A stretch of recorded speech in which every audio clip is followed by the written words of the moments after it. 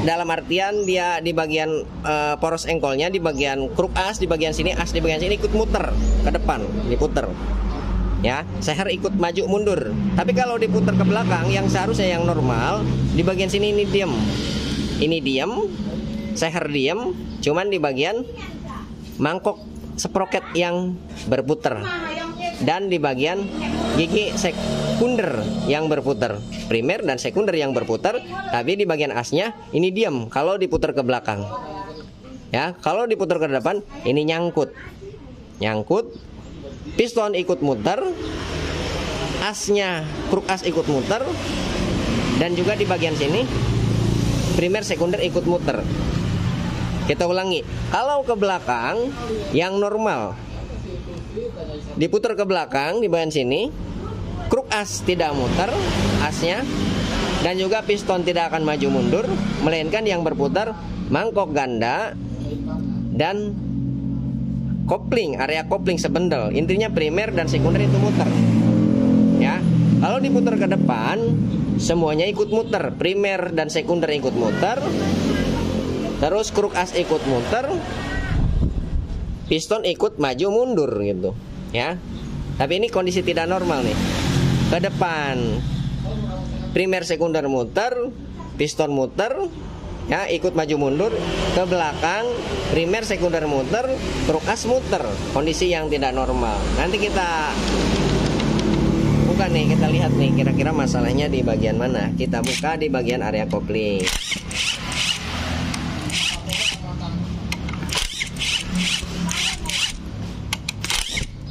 Sebenarnya ini ilmu dasar ya.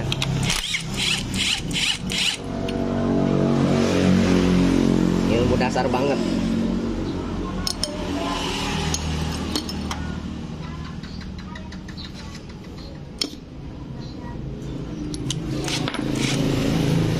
Selanjutnya buka di bagian sini, ini pakai kunci 19 bos.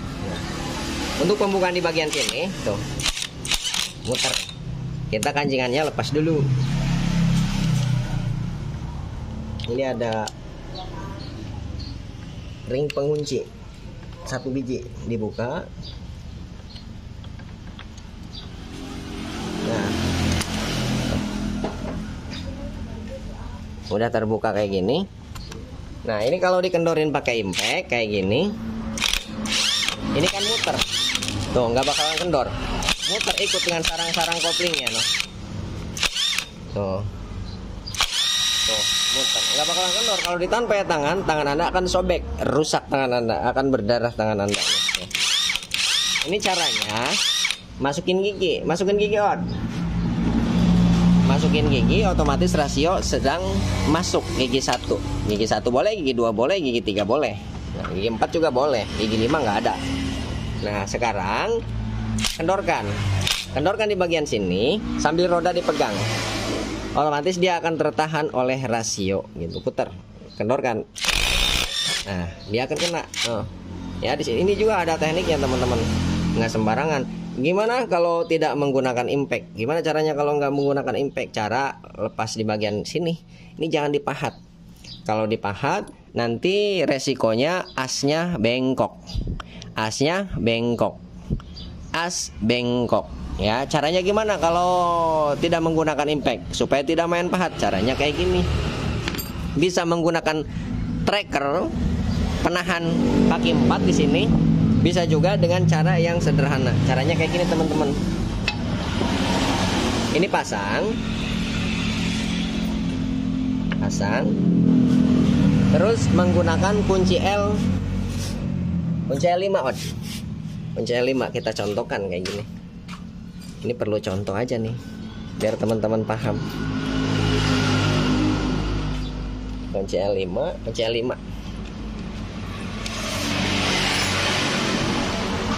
L5 jenggagang sok.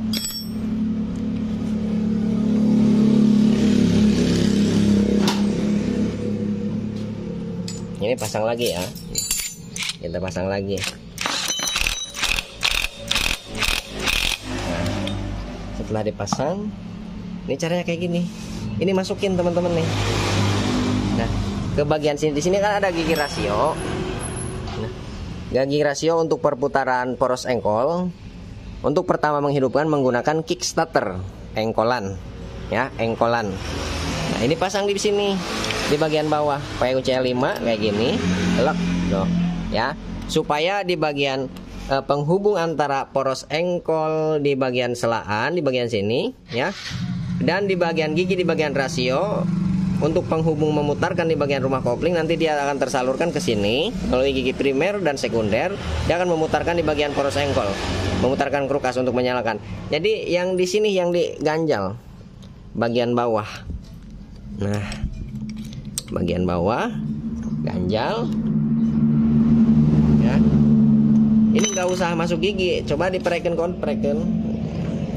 Takutnya dikira masih masuk gigi, bisa nyangkut. Nah, udah netral ya, no. Pasang.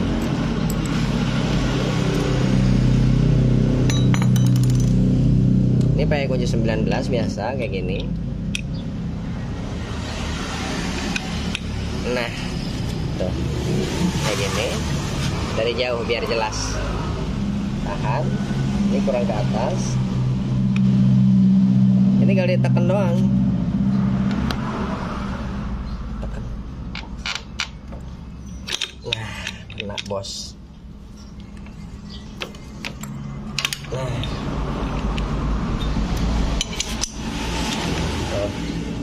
Kalau udah kayak gini, lepas, tarik. Tuh. Lepaskan. Jadi mudah kalau menggunakan teknik itu mudah untuk buka di bagian mesin tanpa menggunakan alat yang canggih. Jadi tidak ada alasan dengan alat, ya. Kalau sungguh-sungguh ingin belajar, ingin bongkar mesin secara prihatin, hati-hati, ada caranya. Menggunakan alat lebih baik, tidak menggunakan alat juga ada cara yang terbaik seperti ini, ya. Terus ada pertanyaan, diganjal di bagian sini, gigi sela dan di bagian rasio nantinya apakah tidak rusak di bagian sini? Ini baja, bos. Ini baja. Terus di bagian gigi dalam baja, ini diganjal dengan ini tidak akan mungkin rusak. Walaupun kalau kita bicarakan rusak, di sini tidak akan ada perputaran yang terus-menerus secara kontinu, ya di sini. Jadi ini berputar, ya, berfungsi saat diengkol aja, ya. Saat tidak diengkol dia akan tidak nyangkut, ya. Jadi tidak akan menciptakan suara dan juga tidak akan mempengaruhi ke bagian gigi. Karena di bagian gigi sini walaupun gompal sedikit, dia fungsinya cuman engkol doang, buat ngengkol. Pertama menyalakan, setelah menyala dia tidak fungsi. Oke, jelas? Oke. Sekarang kita cabut. Langsung ke permasalahan utama. Sini ada ring, ya, jangan lupa nih ring. Kalau ring ini nggak dipasang, nanti si bagian kaki 4 dia akan menghantam ke bagian sini, ngegesek ke bagian sini, gesek, nanti rusak. Nanti akan menciptakan, kalau ada gesekan dia akan menciptakan gram yang banyak. Nanti dia akan terhisap oleh pompa oli, terus dia akan terhalang di bagian sini, akan menghalangi saringan oli. Di sini akan kotor, akan mampet. Kalau di bagian sini benar-benar full mampet, tertutup oleh kotoran, oleh gram-gram sisa-sisa oli atau gram yang gesekan di bagian rumah kopling, dia akan mampet di bagian sini. Nanti kalau mampet di bagian sini, ini resikonya mesinnya hancur, bos. Mesinnya hancur. Kenapa bisa hancur? Karena pada dasarnya, tuh ini juga banyak packing bekas bongkaran. Ini yang tertinggal di bagian sini. Tuh. Ini kenapa bisa hancur kalau di bagian si mampet? Nih, dikarenakan oli itu berperan sangatlah penting di semua komponen bagian mesin, ya. Terutama di bagian komponen-komponen yang seharusnya terkena suplai oli, misalkan noken as. Komponen-komponen yang ada di bagian noken as, ya. Terus di bagian piston. Untuk jenis motor ini ada oil jet. Dia akan menyemprot di belakang piston, ya. Dan juga kruk as di bagian setang piston. Dia harus selalu tersuplai oleh oli, ya. Selanjutnya di bagian sini, nah, kopling. Di sini juga harus ada suplai oli masuk ke bagian area kopling, ke bagian sini. Dan juga akan masuk ke bagian rasio. Rasio juga akan terlumasi oleh oli, ya. harus terkena suplai oli gitu dari pompa oli. Kalau misalkan saringan oli di bagian sini ini mampet, nah oli yang bersirkulasi ke komponen-komponen yang sudah kita sebutkan tadi, yang seharusnya tersuplai oleh oli, dia akan tidak tersuplai oleh oli, ya.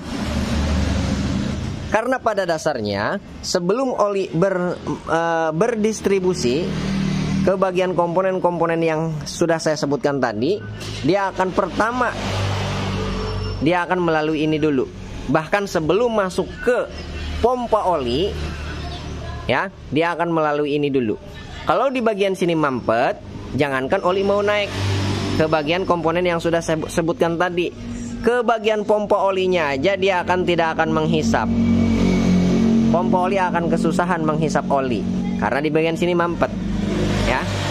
Nih, di bagian sini mampet. Nah, kalau di bagian sini mampet, resiko oli tidak naik, ya, tidak terdistribusi ke komponen-komponen yang sudah saya sebutkan tadi, ya, gitu. Otomatis mesin akan rusak. Kalau terjadi seperti itu, Anda akan keluar uang banyak sekali. Bahkan semua komponen yang seharusnya tersuplai oleh oli tidak tersuplai oleh oli. Semua komponen itu akan rusak. Cuman rusaknya bertahap, tidak semuanya rusak, melainkan kepada titik yang paling rentan. Jika oli tidak naik, titik mana yang paling rentan pertama rusak? Pertama, di bagian piston, yang rentan sekali. Kalau olinya tidak naik, apalagi di bagian sini mampet, ya. Kalau di bagian sini mampet, otomatis oli tidak naik. Nah, jadi bicaranya oli tidak naik. Kalau oli tidak naik, pertama yang terhantam, titik yang paling terrentan yaitu di bagian piston, di bagian boring. Boring akan baret, boring akan ngeplek, ya. Jadi teman-teman kalau menjumpai masalah setelah beberapa kali bongkar mesin, kok di bagian boring, bagian pistonnya ini baret lagi, ngeplek lagi, terus cepat ngebul, mungkin olinya tidak bersirkulasi dengan baik. Coba cek di bagian filter di bagian sini. Terus semprotan di bagian pompa olinya, apakah hisapannya normal apa tidak gitu. Buka di bagian pompa oli, bersihkan. Dan lubang-lubang sirkulasi oli semuanya di bagian sini, ini ke dalam, ini disemprot. Dan di bagian belakang piston di sana ada oil jet, bolong kecil. Semprot supaya plong gitu, ya. Gitu. Dan juga kalau misalnya teman-teman udah dicek di bagian sini ini bagus, ya, bagian saringan oli bagus, pompa oli bagus, lubang-lubang sirkulasi oli bagus, tapi kok pistonnya masih tetap di quarter rusak lagi, di quarter baret lagi, tidak awet. Nah, ini paling sering saya jumpai masalahnya di bagian sini teman-teman. Nih, di bagian seal di bagian sini. Di bagian sini kedua-duanya sobek. Jangankan kedua-duanya, satu aja sobek, ini akan mengakibatkan si piston tidak akan awet. Ya, tidak akan awet. Kenapa bisa demikian? Nih, kita jelaskan lagi. Karena pada dasarnya oli yang bersirkulasi ke semua komponen, tentunya ke depan, ke sini, dan ke bagian oil jet itu membutuhkan tekanan, ya, membutuhkan tekanan. Salah satu jalur sirkulasi oli ke sini, semuanya ke sini, salah satunya ke bagian sini. Kalau di bagian sini sobek, logikanya, ya, sebelum oli naik ke bagian atas, ke bagian sini, kan naik ke bagian atas perlu tekanan. Dan ke bagian oil jet itu perlu tekanan supaya semprotannya maksimal. Kalau misalkan ada kebocoran di bagian jalan, sirkulasinya, perjalanannya bocor di bagian sini, dari sini, otomatis tekanan ke bagian atas dan ke bagian oil jet itu semprotannya tidak optimal, tidak maksimal. Walaupun ada oli, ya, yang masuk ke bagian oil jet dan ke bagian head, dia tidak akan maksimal, dia cuma meledre doang, net, tidak nyemprot dari oil jet, cuma meledre doang, net, melembreh gitu. Itu yang mengakibatkan piston cepat rusak dan cepat ngeplek. Di quarter beberapa kali pun, diganti boringan beberapa kali pun, diganti seher beberapa kali pun, dia tidak akan awet, akan cepat ngebul. Oke? Jelas? Ya, mudah-mudahan bisa dipahami. Jadi ini penting. Saringan di bagian sini penting, harus bersih. Seal di bagian sini ini penting, dua-duanya, gitu ya. Dan juga pompa oli harus dicek. Olinya harus benar-benar muncrat gitu. Tekanannya harus maksimal, jangan ada kebocoran sirkulasi oli. Oke ya. Untuk pengecekannya sudah sering saya buatkan tutorialnya. Setiap pembongkaran mesin pasti kita jelaskan di bagian sirkulasi oli, baik untuk motor Matic Honda, Yamaha, motor Gigi, Yamaha Pega, Pega R dan sebagainya gitu. Setiap bongkar mesin, number one itu harus dicek di bagian sirkulasi oli, karena sirkulasi oli ibaratnya itu paling penting. Kalau misalkan sirkulasi olinya tidak normal, tidak maksimal, mesin tidak akan awet, semuanya akan rusak. Karena inti pada dasarnya kekuatan di bagian mesin, inti dasarnya itu oli ya, penyebabnya semuanya oli gitu. Boring rusak, semua komponen rusak, diganti dengan yang baru semuanya. Kalau olinya tidak lancar, semua komponen yang diganti percuma, tidak akan awet semuanya ya. Itu intinya. Baiklah, kita lanjut bongkar. Terlalu banyak bacot.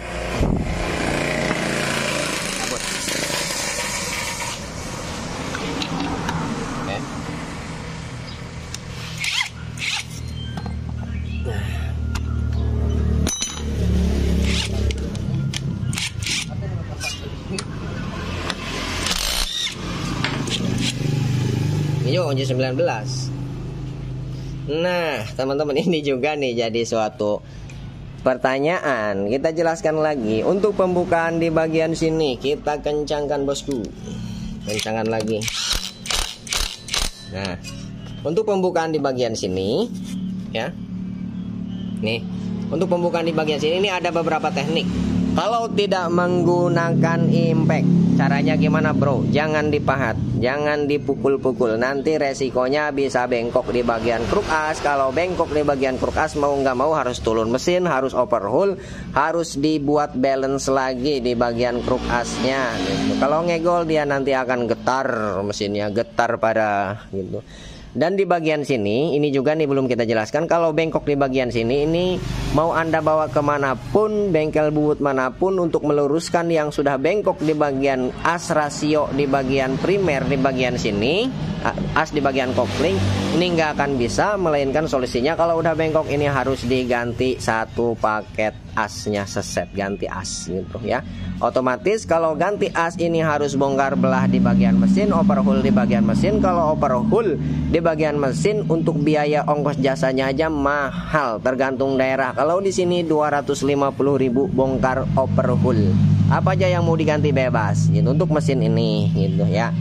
Tentunya itu sangat menguras uang bagi pengguna motor ini sendiri. Akibatnya cuman pembukaan, penyebabnya cuman akibat pembukaan mur kopling yang dipahat atau mur kruk as yang dipahat. Dan yang dirugikan siapa? Owner, pemilik motornya gitu ya. Gitu intinya. Nah, untuk pembukaan di bagian sini ada beberapa teknik. Satu, buka di bagian tutup di bagian magnet di bagian sini. Tutupnya aja. Pegang pakai kunci 17 sok. Puter di bagian sini. Sekaligus dibarengi dengan diganjal di sini. Diganjal di sini, tapi jangan menggunakan pelat besi. Jangan ganjal. Tapi melainkan menggunakan kain. Kayak gini. Nah, menggunakan kain, menggunakan lepis juga bisa, kain lepis. Terus diputer pakai kunci sok di bagian sini. Puter. Gitu, puter. Dia pasti kena. Seiring ditahan di bagian sana, di bagian kopling pakai kunci 17 gitu.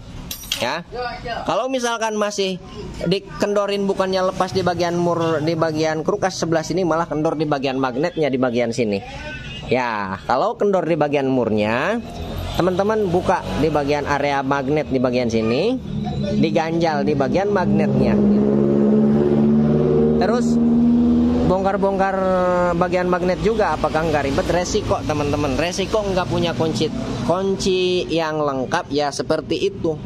Harus berkorban, teman-teman, harus bongkar di bagian area magnet, ganjal di bagian magnet supaya menghasilkan kinerja yang bagus, tidak merusak ke komponen yang ada di bagian mesin yang kita buka gitu. Jadi tidak merugikan owner, pemilik motornya. Ya, resiko agak capek dikit, bongkar-bongkar banyak kalau tidak punya alat lengkap kuncinya gitu. Kalau menggunakan impact tinggal jebret doang gitu. Tinggal jebret doang kayak gini. Oh, tinggal jebret doang. Oke. Dan juga kenapa Mas Alpin di sini diganjalnya pakai kain, bukan pakai pelat besi. Sedangkan diganjal di sini menggunakan kunci L, pelat baja. Nah, gini penjelasannya. Kalau di bagian sini, ini rentan terjadi bunyi ngiung, nangis, ya. Ketidaksinkronan antara gigi primer dan sekunder. Karena pada dasarnya mesin menyala ini akan selalu terkoneksi, akan selalu menyatu kayak gini satu sama lain, ya. Dan mau tidak mau di bagian sini ini harus sinkron gitu. Kalau nggak sinkron pasti akan menciptakan suara berisik, ngiung, nangis gitu ya, nangis nantinya. Untuk penanganannya kalau nangis bisa teman-teman ganti di bagian gigi ini, ganti di bagian gigi ini. Tentunya harganya mahal kalau yang original. Kalau yang KW-KW jangan dibicarakan murah yang KW, tapi kualitas tidak menjamin. Oke. Dan untuk penanganan murahnya, teman-teman bisa menggunakan ambril. Kasih ambril di bagian sini, ya, diputer. Shung. Bertujuan supaya sinkron antara primer dan sekunder, itu cara paling mudah. Cuman resikonya tinggi, teman-teman harus hati-hati. Si ambrilnya jangan sampai masuk ke bagian dalaman mesin, apalagi masuk ke bagian bearing-bearingnya. Nanti mesinnya akan berisik lama-kelamaan karena tergesek oleh ambril gitu, ya, gitu. Ya, udah jelas. Untuk penjelasannya di bagian sini jangan diganjal menggunakan pelat besi. Kalau diganjal menggunakan pelat besi kayak gini, ada goresan sedikit aja pasti akan ada bedanya, pasti akan menciptakan suara ngiung, ya. Dan sedangkan untuk di bagian poros engkol udah saya jelaskan tadi, walaupun ada luka sedikit, jangankan sedikit, ada yang sempel aja dia tidak akan bunyi ngiung karena dia bergeraknya sewaktu-waktu aja, saat di engkol saja gitu. Oke? Gitu. Tuh, karena dia ke belakang nggak nyangkut. Kalau ke depan, nah baru nyangkut, ke belakang nggak. Nah, tuh. Kalau dia kena putaran tidak dihentak dari as engkolan di bagian, dia tidak akan nyangkut. Terkecuali dihentak, dia akan nyangkut gitu. Oke? Gitu. Oke, dah. Sekarang kita buka.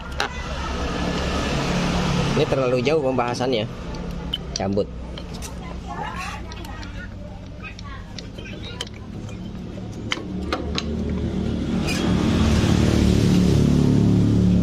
Sebelum ke permasalahan di bagian sini, satu lagi teman-teman, ya.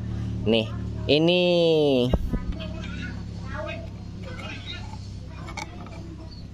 filter rotari, bisa disebut gigi rotari. Ini berperan sangatlah penting teman-teman.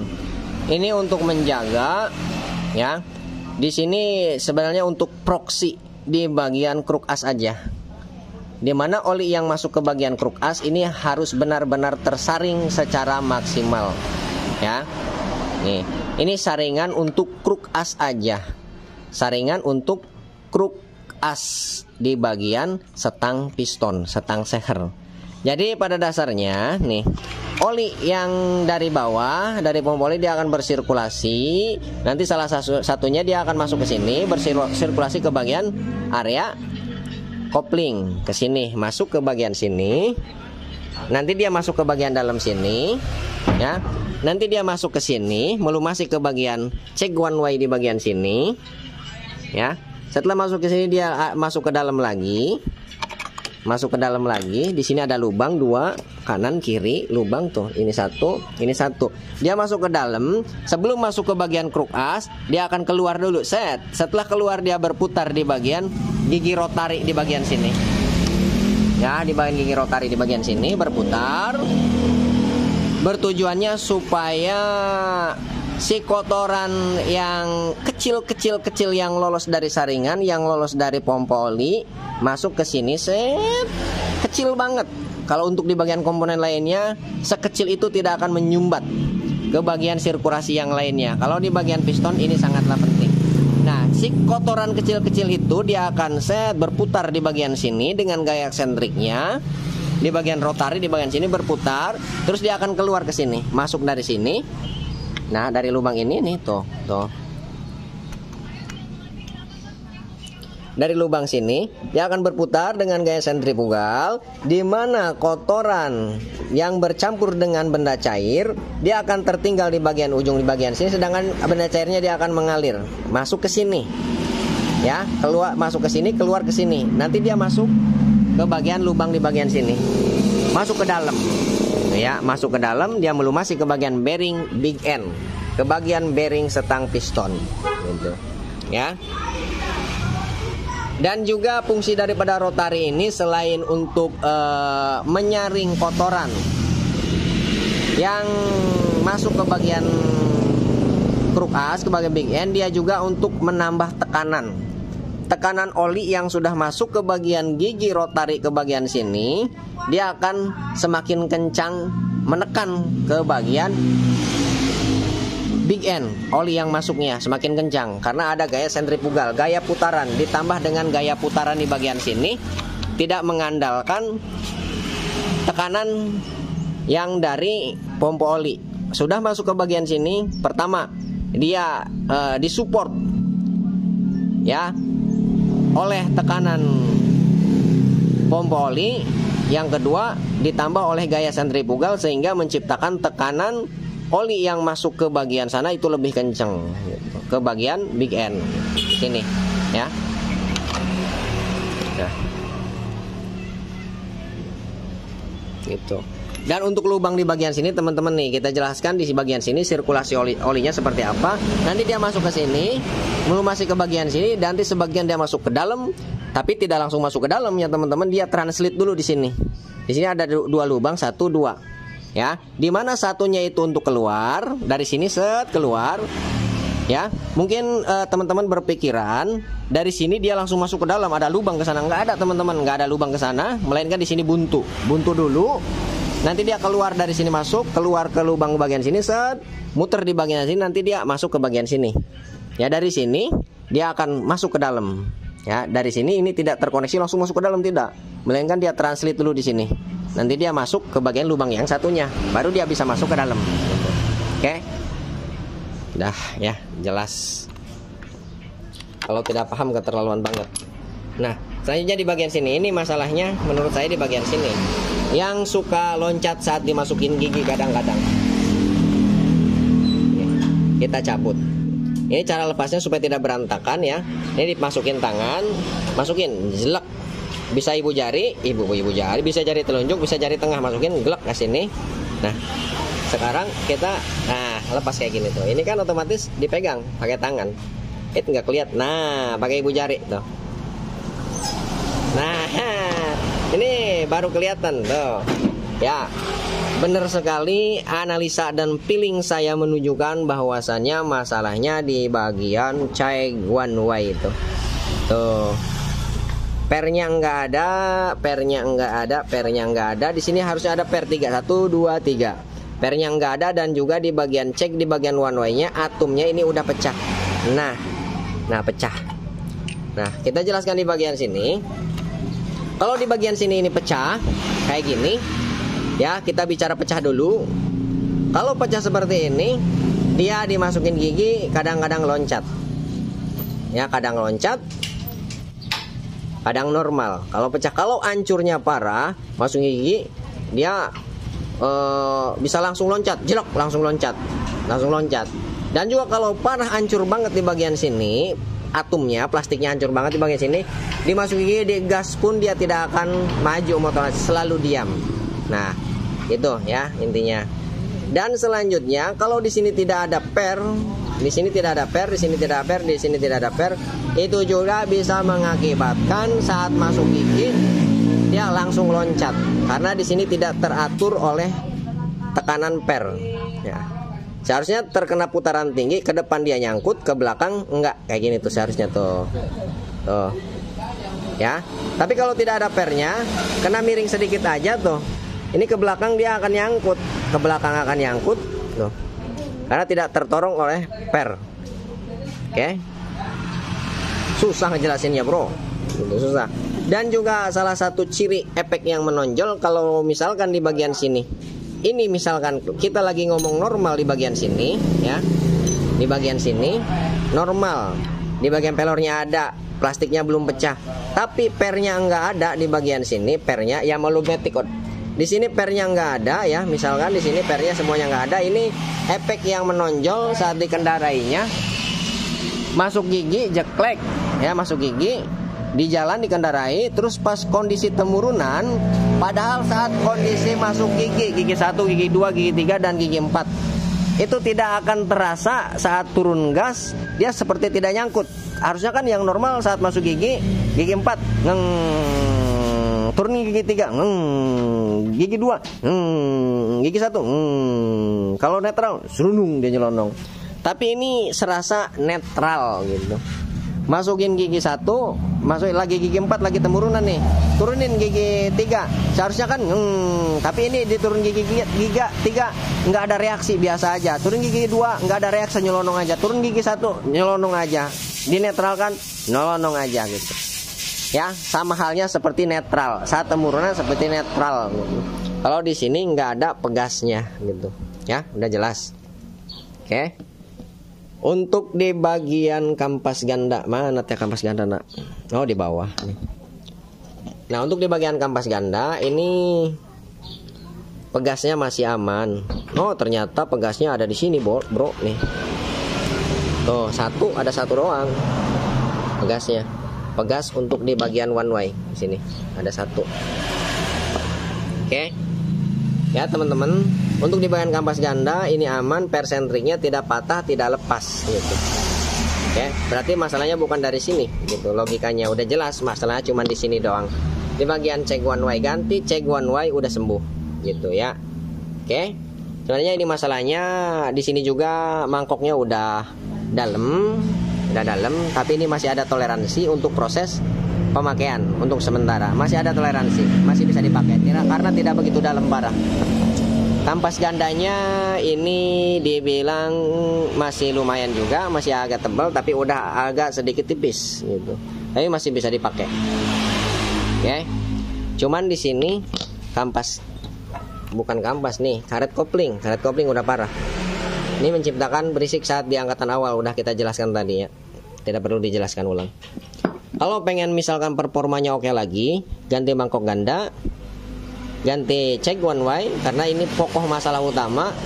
Terus ganti kampas ganda dengan yang original, mangkoknya dengan yang original, ganti kampas kopling juga kalau performanya pengen oke. Dan juga ganti karet kopling, udah bagian area kopling udah gres kembali gitu.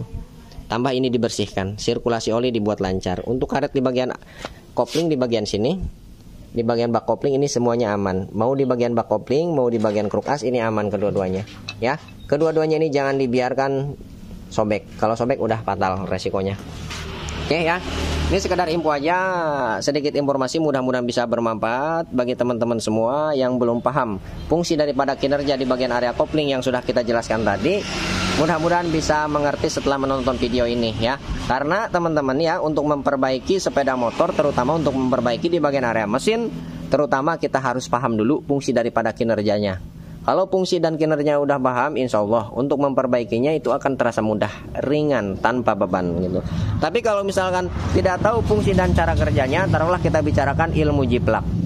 Bongkar pasang, taunya bongkar dan pasang. Giliran ada yang rusak tidak bisa terpecahkan, tidak ada solusinya. Cuman diperbaiki yang rusaknya aja, sedangkan inti masalahnya tidak diperbaiki ya percuma, akan terulang lagi dan terulang lagi secara kontinu gitu ya. Baiklah, mungkin videonya cukup sampai di sini. Sekian dan terima kasih. Kurang lebihnya, assalamualaikum warahmatullahi wabarakatuh. Bye.